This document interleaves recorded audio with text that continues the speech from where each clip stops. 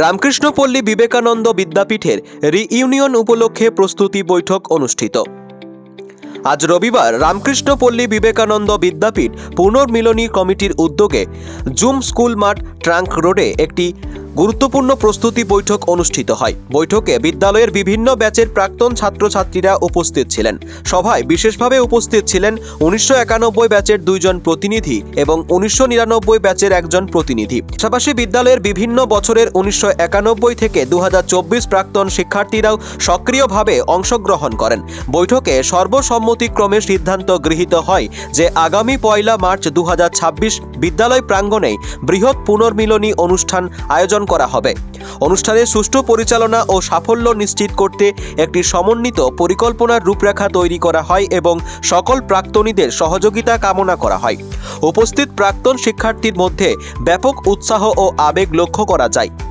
পুনর্মিলনী অনুষ্ঠানকে স্মরণীয় করে তুলতে সকলে একযোগে কাজ করার অঙ্গীকার ব্যক্ত করেন। Bureau report, news i24।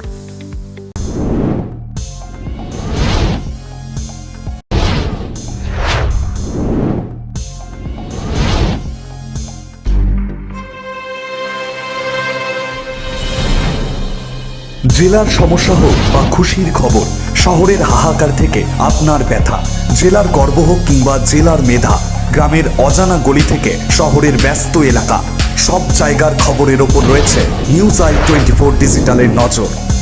News i24 digital.